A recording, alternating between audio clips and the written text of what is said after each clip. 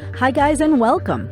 This is Jen Gaeta Siciliano, artist, memoir writer, bipolar psychiatric survivor, and your host of Not As Crazy As You Think podcast, the place that offers an alternative perspective on mental illness, highlighting creativity, non-conventional healing, and breaking on through to the other side. If you are ready for a new narrative on the mental realm that celebrates crazy and cool without penalty, then Not As Crazy As You Think is for you. I honestly can say in this last decade, I never saw myself returning to the classroom. I was happy in my career choice and of being on my own outside the halls of the education system. But now that I have returned, I'm so happy because I love these kids. They brighten my days. I can say one thing confidently now, especially with many years of experience outside of the classroom. People who are on the inside of these buildings teaching all day, your kids care, and they would do anything to try to protect them. As evidenced from Irma Garcia, the teacher who threw herself in front of the kids after they began to be annihilated by the gunman, whose name I won't record on my podcast. But to expect a teacher to operate a handgun is now cutting down the teacher pool into at least half, if that should be a requirement. People do not teach so they can use artillery. They have personalities that are quite outside those of police officers. Both sets of people deserve to be safe, even police officers. No man or woman who got into the police academy decades back could ever have imagined the gun-toting circus that is now our nation. A police officer signed up to protect, yes, but they aren't in the military, and as much guidelines as they are given, how can we expect them to feel no fear in the face of a semi-automatic rifle? Obviously, this fear was paralyzing, and although they were armed and trained, they still couldn't prevent the massacre. But Ted Cruz's solution? Arm the teachers. What on earth has this country devolved into? Do we believe that this is the type of classroom that is most essential for learning? A prison-style existence so that a few people can get a right to own guns? I'm not against gun ownership, although I, for one, am not allowed to own a gun because of my mental illness label. I don't whine about it because I don't have a thirst for violence. But for those who get their kicks from such things, and I understand the hunting issue and sports claim as well, I have people in my family and friends who are gun owners and hunters. God bless them. But no one should own an AR-15 semi-automatic rifle. I don't care how you feel that Second Amendment should be interpreted. There were no such guns in those days when that amendment was created. So if they are abiding by the Constitution, abide by what is referred to. Rifles, and later handguns, fine. But semi-automatic rifles. These kids have been brought up on desensitizing video games and violent movies. I don't believe these things create the criminal. But when one lingers in isolation with thoughts of harming others, building up enough energy in their minds to have such easy access to something so dangerous and destructive is senseless. We just made cigarettes federally illegal for anyone over 21. Why did we do that? Because of the harm it causes our children. Why should anyone on his 18th birthday invoke the U.S. Constitution to say that it is his right as an American to own and use semi-automatic rifles with magazines of no restriction? What about the rest of the Americans in this country? Don't we deserve to have the right to be safe at school? 80 to 89% of Americans, a number from a variety of news outlets, report that most people are okay with supporting common sense gun laws. Washington is working against the majority of Americans. They don't represent us. We're against red flag laws. Why? Red flag laws are also known as extreme risk protection order laws, allowing courts to temporarily seize firearms for anyone believed to be a danger to themselves or others. They forcibly make you ingest harmful meds when you're believed to be a danger to yourself or others. Why shouldn't they simply take away your guns? Assault weapons like the one this gunman used should be banned. No. But books across the nation are banned for many reasons of dangerousness. Raise age to own a gun to 21, for God's sake. Who has objections to that? Oh, right, the families who want to take their young kids to the shooting range are all up in arms. This is fringe stuff that is claiming priority. Their rights to own is not a priority over any child's right to live. The leadership in power wants to keep its power position. They want to stay in their seats because the NRA put them there. Well, then you are to blame for not responding to making laws that keep Americans safe, because that is your job. Because now there are 400 million guns in the U.S., 10 years after Newtown, Connecticut, and nothing was learned. It went the other way. That's the proof your way doesn't work. Governor Greg Abbott has blood on his hands as far as I'm concerned. In June of last year, he signed 7 laws that made it easier to obtain a gun in Texas, including that it's legal to carry handguns in public without a license. His precious House Bill 1927 became law, and he is just so proud. Before the bill was passed, a license was required for Texans to carry a handgun, whether it was carried openly or concealed. In order to obtain a license, an applicant had to be fingerprinted, complete a training course, 4 to 6 hours of training, take and pass a written exam, as well as successfully complete a shooting proficiency exam. Now they can own it, and they don't have to know how to use it. Texas, by the way, is the 21st state to enact this kind of law. No shooting proficiency, no exam. For what purpose? To look cool? Governor Greg Abbott should be ashamed of himself. The Giffords Law Center to Prevent Gun Violence gives gun laws in Texas an F. The shooter of the school on his 18th birthday purchased 2 assault rifles on Monday, perfectly legally, and now we are here today. Laws matter. If he wasn't able to do it, it would have been harder for it to get done. All those kids might still be here, and it breaks my heart because I see pictures of those kids, and I see all the kids in my classrooms, and I see my beautiful son. Abbott is a disgrace. When asked at his press conference, would you consider a ban on 18-year-olds being able to buy an AR-15? Abbott said, for as long as Texas has been a state, an 18-year-old had the ability to get a rifle. For a century and a half, 18-year-olds can buy rifles. We didn't have school shootings, but we do now. Maybe we are focusing our attention on the wrong thing. He's more proud of his successful commitment in making Texas a Second Amendment sanctuary state than honoring the lives of those that died on his land and on his time clock. So what does he want to focus on? Mental health. That makes perfect sense coming from Abbott, and everyone believes it, right? Even if it came out of the mouth of the very man who slashed mental health services to a state just a year ago. It's a lie. Wake up to the rhetoric.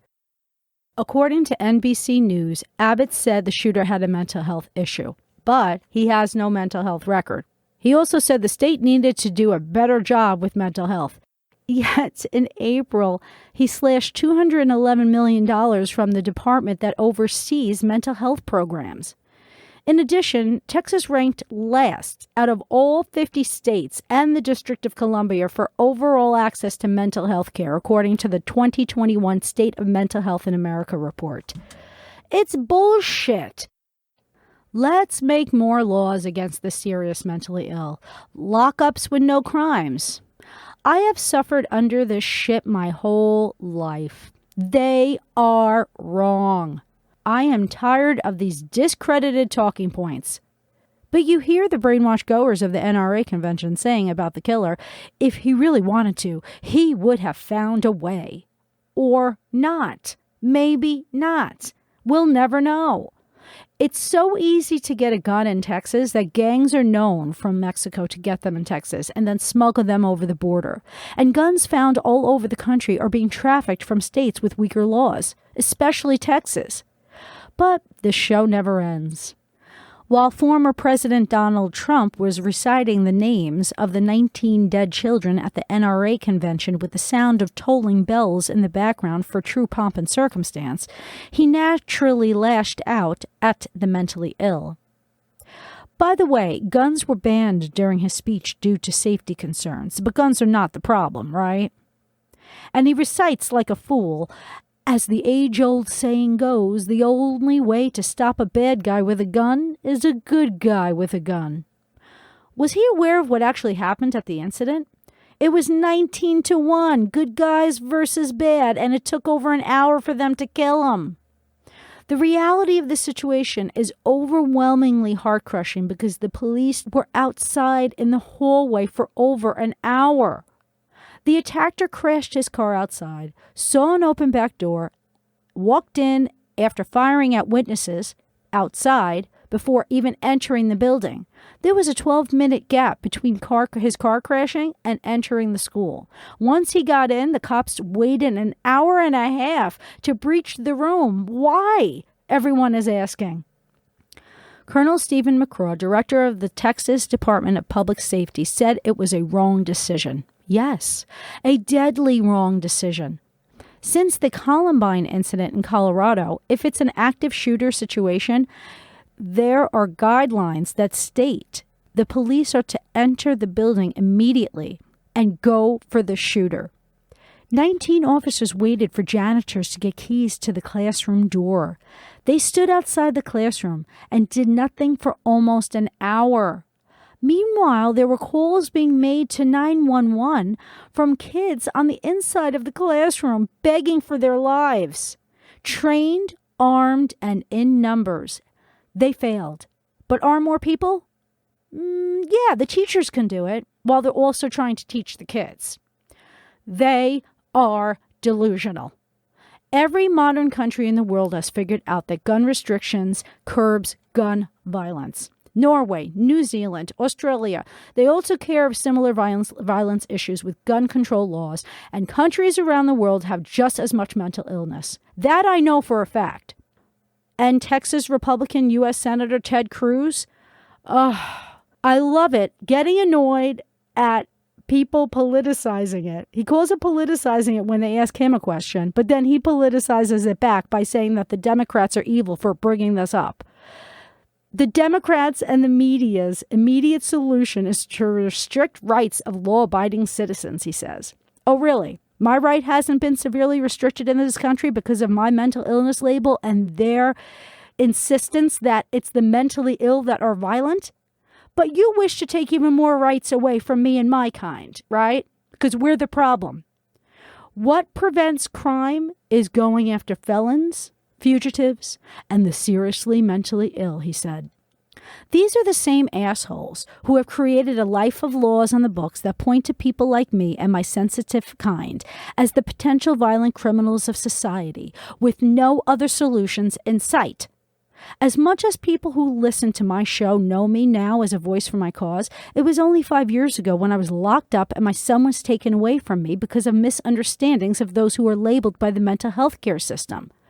Most people who commit these kinds of crimes are not mentally ill or have a psychiatric diagnosis. Some say they aren't even diagnosable. Well, how can that be, you ask? Well, it's because the state of mental illness is one that many of us in our nation, in the mental health industry and globally, can't agree on in terms of causes, longevity, or outcomes.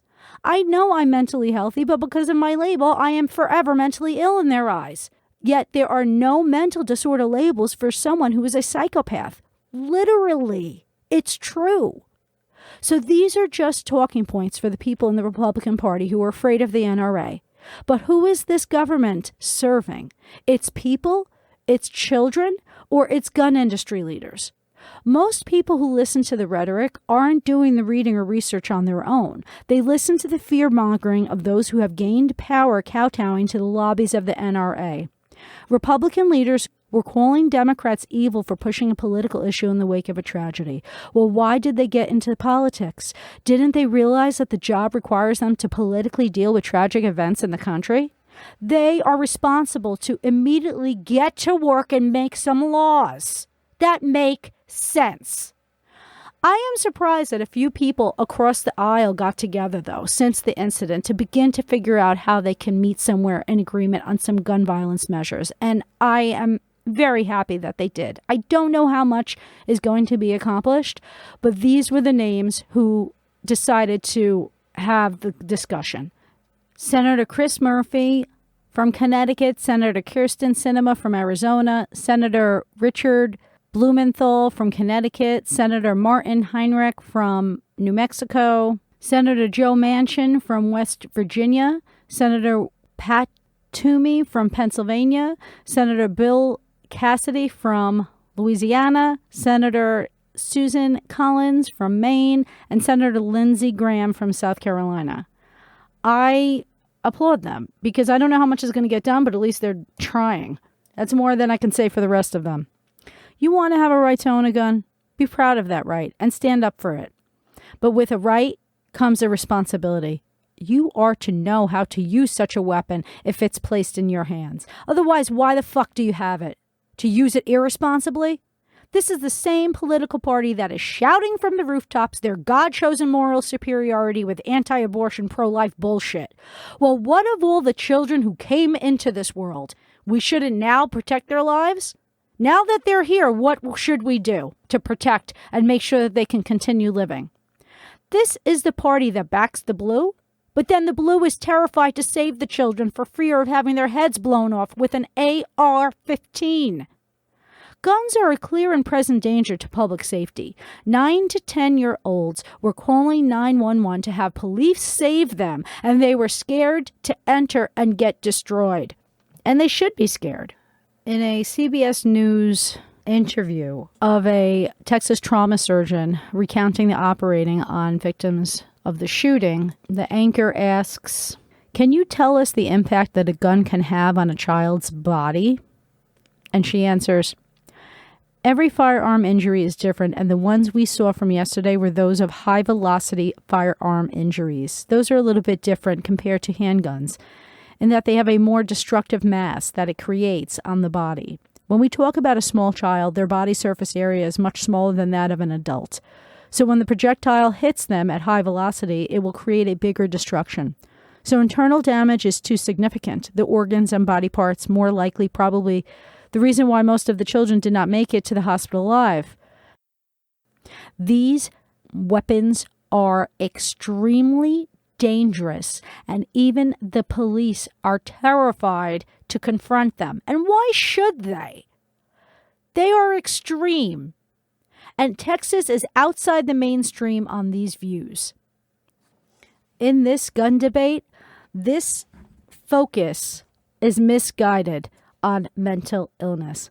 And this has been going on for a while. There is overwhelming evidence that the vast majority of people with psychiatric disorders do not commit violent acts. According to the National Institute for Mental Health, people with severe mental illness like schizophrenia are up to 3 times more likely to be violent, but most people with severe mental illness are not violent. And most violent acts are not committed by people with severe mental illness. On the whole, those with mental illness are responsible for only 5% of violent crimes. People with mental illness are so much more likely to be victims of crimes than perpetrators. Then it's almost immeasurable, says Debbie Plotnick, the Senior Director of State Policy of Mental Health America, an advocacy group for mental health treatment. According to one study, people with mental illness are 11 times more likely to be the victims of violence. According to an article from the American Prospect, guns, not the mentally ill, kill people. Written on February 2013, in the wake of the Newtown, Connecticut shootings. Yes, I know. On the face of it, it looks as though a disordered mental process means that you can be a killer. What normal person would go out and kill a bunch of children? But the risk factors for mass shooting are shared by a lot of people who aren't going to do it. If you paint the picture of a young, isolated, delusional young man, that probably describes thousands of other young men. An article entitled Myth versus Fact, Violence and Mental Health, a Q&A with an expert who studies the relationship between mental illness and violence, by Lois Beckett on June 10th, 2014, has an interview with Dr. Jeffrey Swanson, a professor in psychiatry and behavioral studies at the Duke University School of Medicine and one of the leading researchers on mental health and violence. He said that mental illness is a strong risk factor for suicide. It's not a strong risk factor for homicide. He explains that the 3 risk factors we found were most important. First, a history of violent victimization early in life. Second, substance abuse. And the third is exposure to violence in the environment around you. Abuse, violence in the environment around you, those are the kinds of things you're not going to solve by having someone take a mood stabilizer. He was asked the question, what are the best ways of figuring out who is likely to become violent? And he answered, if someone has a history of any kind of violent or assaultive behavior, that's actually a better predictor of future violence than having a mental health diagnosis. If someone has a conviction for a violent misdemeanor, we think there's evidence. They ought to be prohibited from owning guns. Things like a history of 2 DUI or DWI convictions, being subject to a temporary domestic violence restraining order, or convicted of 2 or more misdemeanor crimes involving a controlled substance in a 5-year period. Those are the evidence-based recommendations of the Consortium for Risk-Based Firearms Policy, a group of mental health, gun violence, and legal experts who came together after the Sandy Hook shootings. He goes on, in Connecticut, we looked at 23,292 people with a history of serious mental illness. Only 7 of them were disqualified from owning guns because of mental health records, but 35% of them had a disqualifying criminal record. But just because someone has a mental illness and they committed a crime, the illness isn't necessarily why they did it. Among these people with serious mental illness, the risk factors for committing a violent crime appeared to have more to do with the overall risk factors for violence.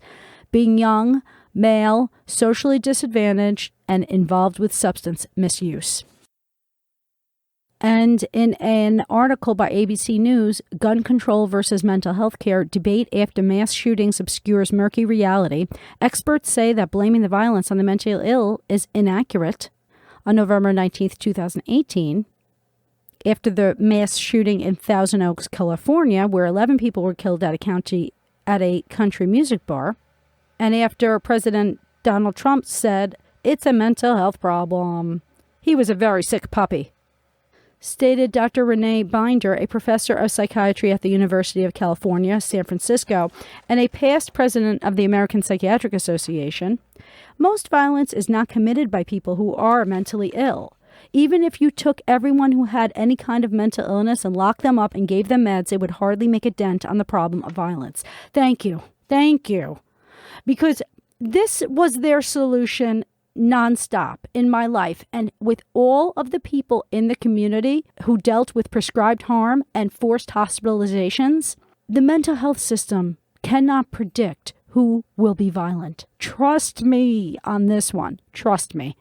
California allows authorities to place people on a 72-hour hold to evaluate their mental states, a practice similar to that in many states. Britney Spears was a person who dealt with this kind of a hold. And in California, it's a 5150. And it's not done lightly. And there are other extreme psychiatrists who have long argued, like Dr. E. Fuller Torrey, who founded the Treatment Advocacy Center 20 years ago, that society needs to be more forceful in getting care for the severely disturbed and requiring it when necessary to prevent suicide, mass shootings, and other violence.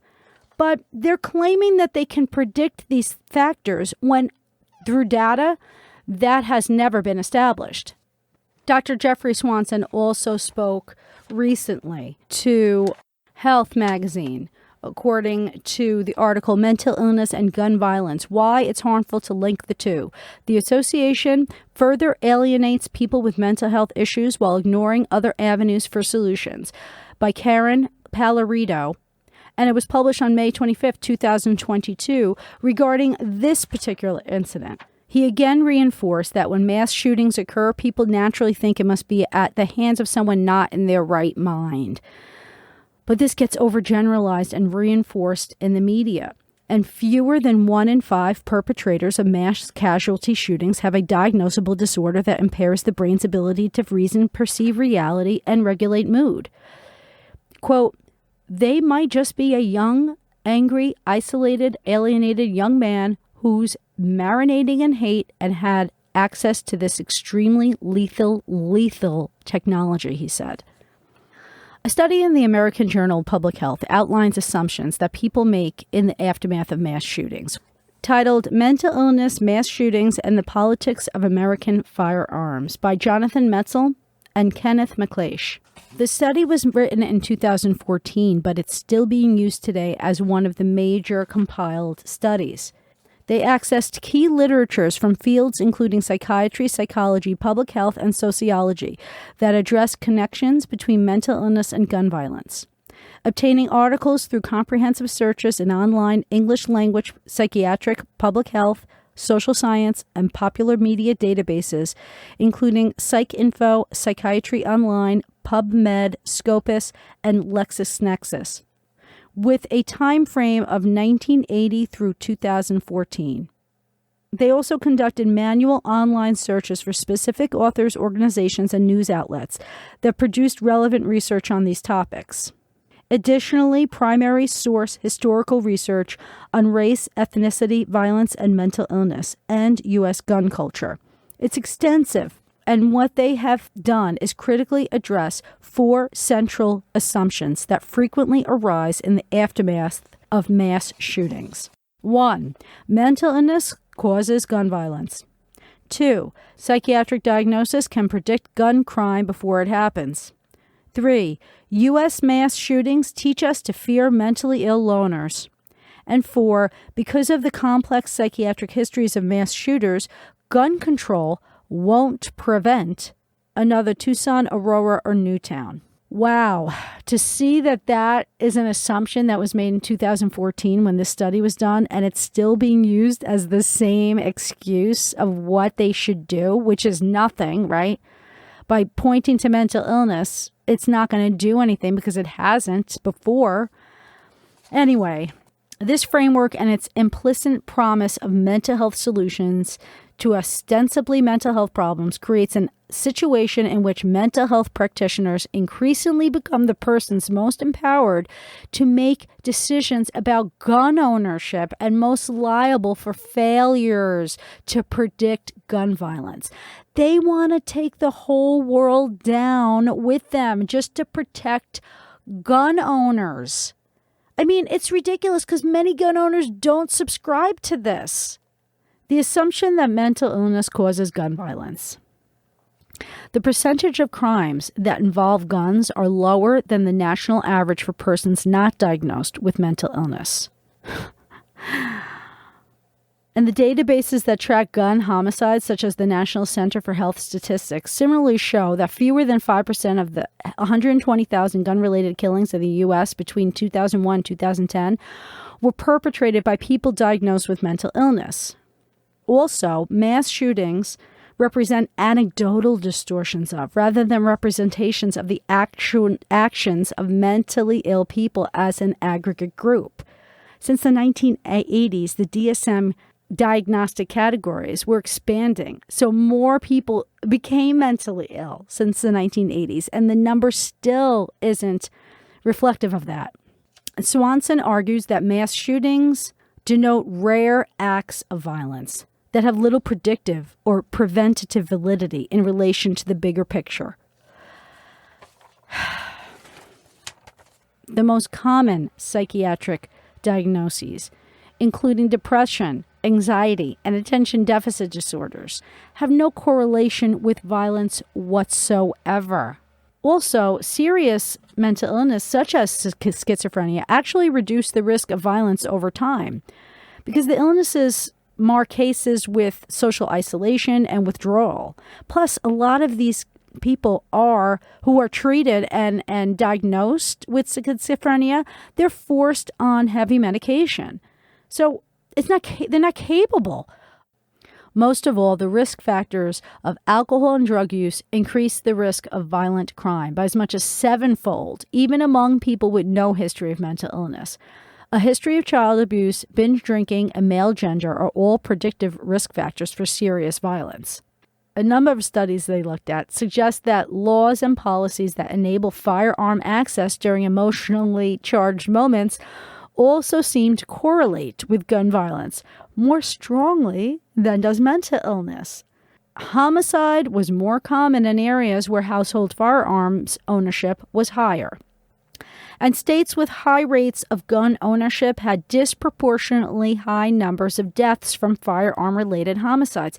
Is this not obvious? I feel like this is so obvious that it's weird to even say it out loud. But, Ted Cruz is over there blaming the teacher that apparently left the door open in the state of fright. Blame the teacher. There should be 1 point of entry, he said. 1 point of armed entry. Everything else has to be locked. I get it. That makes sense. I get it. But that can't be the only way that you could prevent things from happening. They can't have easy access. Another analysis uncovered that the repeal of Missouri's background check law led to an additional 49 to 68 murders per year. The rate of interpersonal conflicts resolved by fatal shootings jumped by 200% after Florida passed Stand Your Ground in 2005.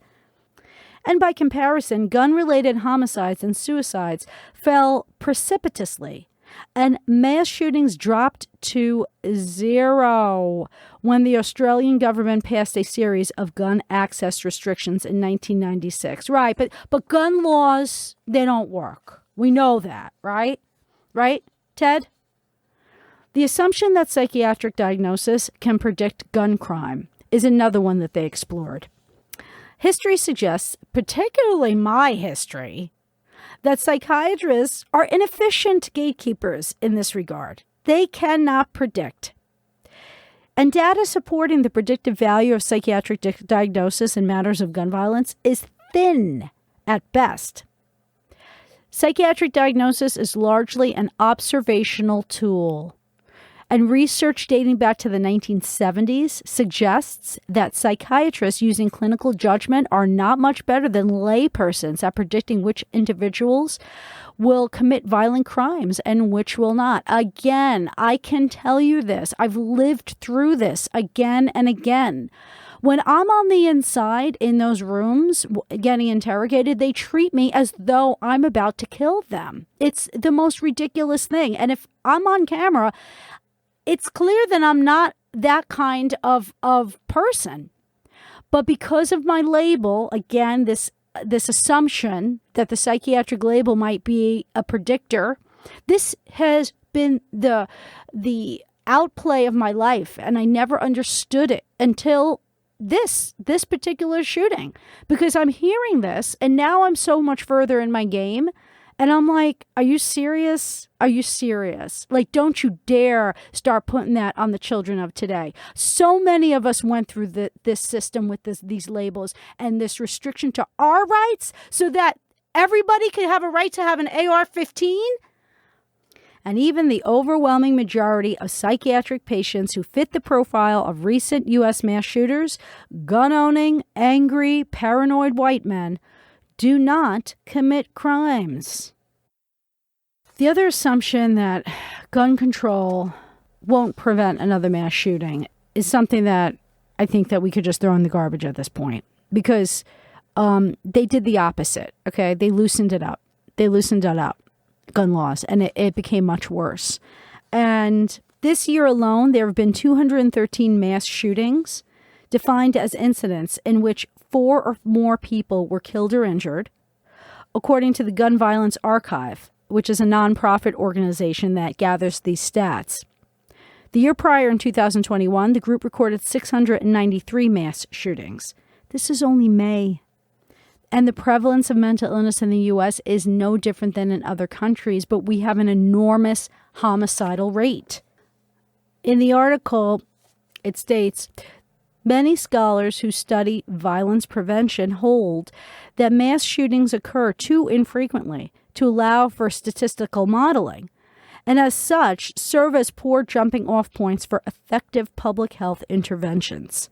Moreover, the focus on individual crimes or the psychologies of individual shooters obfuscates attention to community-level everyday violence and the widespread symptoms produced by living in an environment engulfed by fear of guns and shootings. See, they want to blame the mentally ill before they even do things and lock them up. And if they get away and if they shoot people anyway, oh well, they were mentally ill and the system doesn't work and whatever. But they don't really care about fixing the situation so that people have a better social situation and that people have mental health resources. I want to see how many mental health resources are allocated to the families of Uvalde who are suffering now for the rest of their lives. I want to see. I'd really like to know, because they are all those kids who are in that school who have witnessed such things, who have lost such friends, and those family members, they're all at risk for serious mental illness. So it's so sad to me, because the lies, but it's so obvious that that's what is facing everybody right now, because enough is enough. Okay. And I've had enough too. I've had enough of this narrative. That's all they could come up with. Okay. When you blame the mentally ill loners and suggest mental illness is the root of such terrible acts,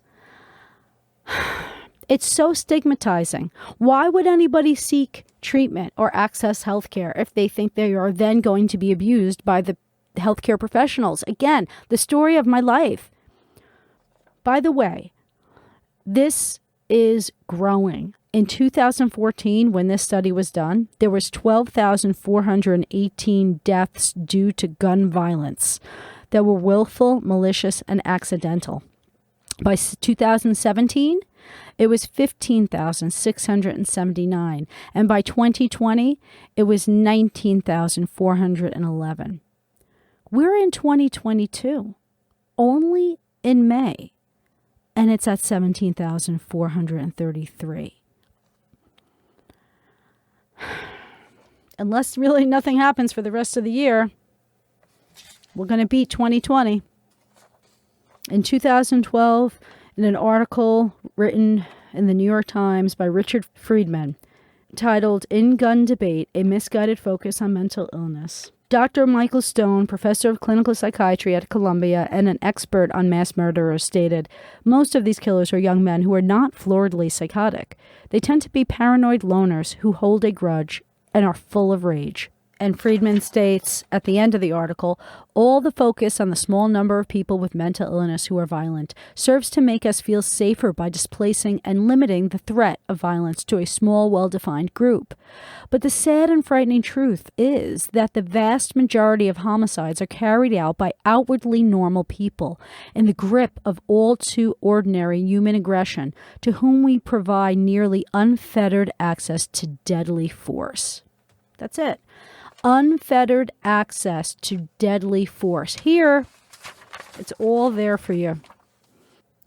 And again, these ideas continually perpetuate that the mentally ill are this overwhelming threat. And you know what? Since COVID, everyone's mentally ill, for God's sake. So everybody should be highly insulted by this, not just me. Meanwhile, the people who are getting in these databases are being tracked, and we already were committed to hospitals. We're the ones getting help. Limit access. It's called a law. Get with it, lawmakers. You better do something about it. Meanwhile, I was so taken in by the Houston mayor, Sylvester Turner. And he ended up getting a variety of people together: faith leaders, parents, teachers, educators, survivors of gun violence, and other lawmakers, and had a wonderful, really call to action gathering. And it was truly remarkable. You could look at it under the title, and it only has 60 views, which is outrageous to me on YouTube. But you could look it up under the title Gun Violence Prevention Press Conference. It was streamed live on May 27th, 2022. It's on the American Federation Teachers Union channel.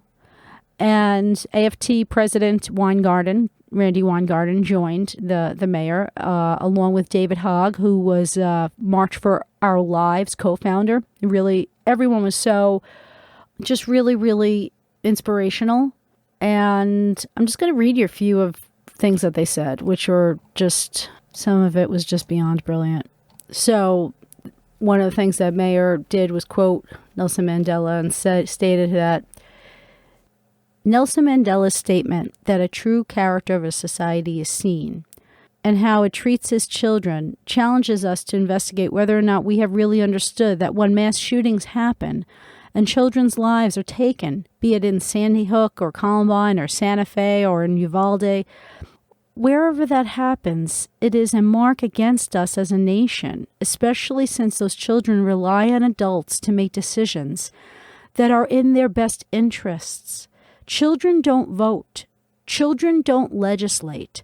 But children grow up expecting to be kept safe. And that's their right as children. Year after year, school after school, he said, city after city, this epidemic of mass violence has proven it can happen anywhere to any people, to any school, in any city, at any time. And yet we've been stubborn leaders, have been stubborn and fixed on not making changes that are necessary. So we've come today to Houston City Hall to speak to the nation, to say this is a moral call for moral change. This is not a political call. This is a moral call. And that's why the people in charge right now, they're not going to make the changes unless the moral people stand up for it. 400 million guns. Why should a kid live in a country with 400 million guns with no restrictions? 45% of the world's guns are in America. Miss Becky Pringle, who represents the National Education Association, had this to say. Of all the civil rights for which this country has fought and died for 5,000 years, the right to learn is undoubtedly the most fundamental. The freedom to learn has been bought by bitter sacrifice. So whatever you might think about the curtailment of other civil rights, you must fight to the last ditch to keep open the right to learn. Those powerful words by W.E.B. Du Bois captures the significance of education for our students in this country.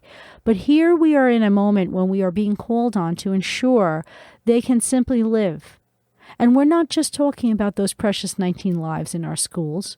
We're talking about the lives that are taken every single day in our communities all over this country due to gun violence. We're talking about people going about their business in a supermarket and subjected to racism and hate that's being spewed to divide us and stoke fear and distract us from the promise of this country. It is our collective responsibility to not just shed the tears that I know you shed with me as a teacher for over 30 years.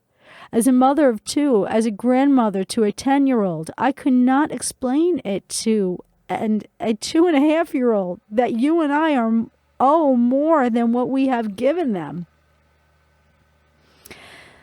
She said, it is our shared responsibility to wrap ourselves around our babies and make sure they can live and they can grow and they can thrive.